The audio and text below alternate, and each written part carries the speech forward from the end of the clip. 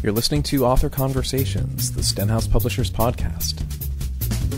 The comprehension strategies in books like Mosaic of Thought and Strategies That Work have helped millions of students learn to read like proficient readers. But they can also help students think like effective test takers.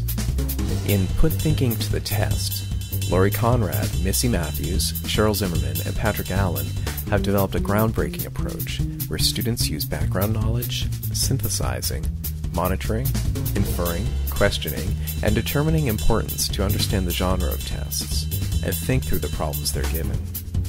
In today's podcast, the four authors tell us how their classroom observations led to their approach and what they hope teachers will take away from the book. Missy speaks first, followed by Patrick, Cheryl, and Laurie.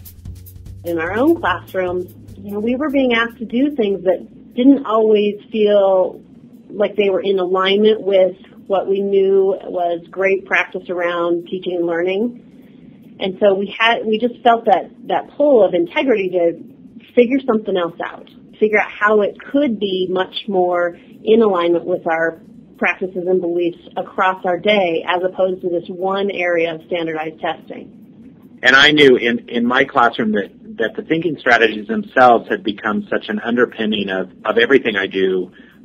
When we first got together to do this project, we thought about that idea of, okay, if we believe this here, how can we use that same thinking to provide, a thoughtful viewpoint towards the whole idea of kids taking standardized tests. And I actually found myself moving to a grade that would be tested after having spent years in the primary grades, and we didn't have to deal directly with the test. So for me, that was sort of a rubber hits the road moment, and I spent the summer prior to moving to fifth grade really thinking hard about how I was going to approach this demand that was new for me as a teacher while sticking with what I'd learned and believed for so many years. So, and then having, Missy and Patrick and Laurie to bounce things off of, and then the freedom in my classroom, I guess, to try things out is really where it began for me as a classroom teacher. And in so many classrooms, we watch teachers struggle with the idea of having to kind of walk through all these testing manuals and these practice tests, and it felt like a time filler, and it felt like something very oppressive, and just didn't match what they wanted, the kind of experiences they wanted for their students. And so we decided we had to really figure out a way to not only help make changes for ourselves, and in the case of Patrick and Cheryl, but certainly for Missy and I, how do we help, the teachers we work with every day to think about and envision a different way of going after helping kids be prepared for the kind of standardized tests that they'll take both in classroom and for a lifetime. It's kind of like an if-then statement. If we believe this, then how might it look in this situation? I think a lot of what we saw was just isolating both for teachers and for kids. Sort of mimic the test environment and sit at your desk and be quiet and take the test, and then you'll get your percentage back. Isolating for teachers also. So we wanted to explore, what if we did think alouds using test materials, and what if kids worked in groups to arrive at answers and share their thinking, and I think lots of what ifs initially too, just to explore, what could this be as opposed to the current state that we noticed in classrooms. I think that thinking to the test is not your typical, okay, if I read this book, my test scores are going to go up kind of book, although hopefully that will be an outcome. But I think that it's really about taking the kinds of thinking that we know kids use when they're reading fiction and nonfiction and poetry, and putting those same strategies to work when they're taking standardized tests, so that they're becoming more thoughtful and more metacognitive when they're actually in that situation, because it's something that they know. It's not something that's totally unfamiliar, which is typically what happens when you do the kind of test prep that we've seen in other classrooms and in every catalog you get in your mailbox throughout the school year. And we wanted to look at it through a different lens. I think Put Thinking to the Test is about our own inquiry. And it's almost a story, it's what we went through to figure out this big question about, how can we help create really thoughtful experiences for our kids around standardized tests? And so it's funny to me that we actually, when we started to pursue this question about, gosh, what are we going to do about standardized tests in our classrooms in a really thoughtful way, we actually weren't thinking about the thinking strategies initially. But it was through our own work with standardized measures that we started to realize those were the strategies we were using to make sense of standardized testing situations.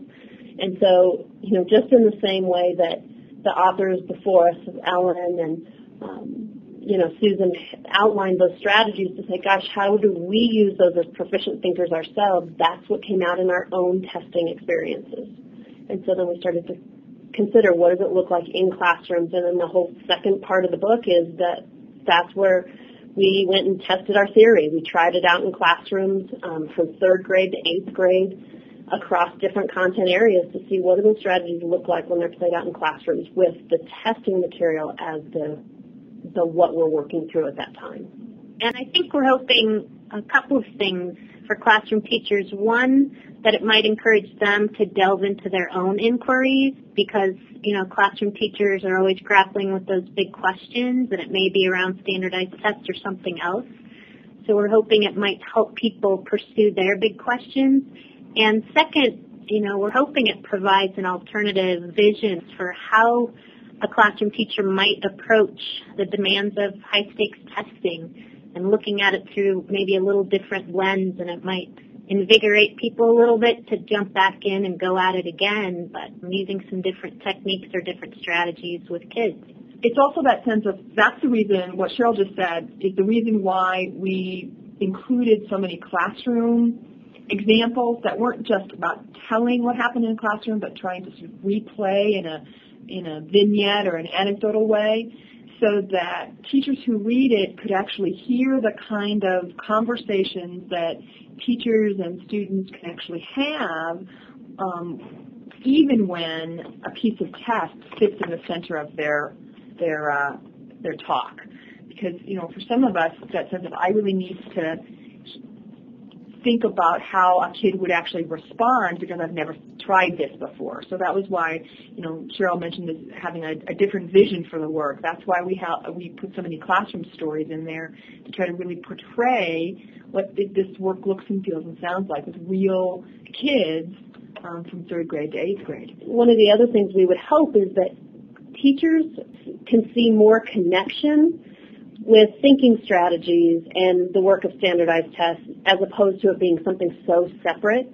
And so many teachers around this country are using those thinking strategies throughout their day with kids in content areas and across grades. And if they can see that as a connection as opposed to something so separate, then maybe that helps create more for the kids and more for teachers to hang on to when they're planning for strategy instruction. Put Thinking to the Test by Lori Conrad, Missy Matthews, Cheryl Zimmerman, and Patrick Allen is available now online at www.stenhouse.com and through your Stenhouse distributor. Thanks for listening.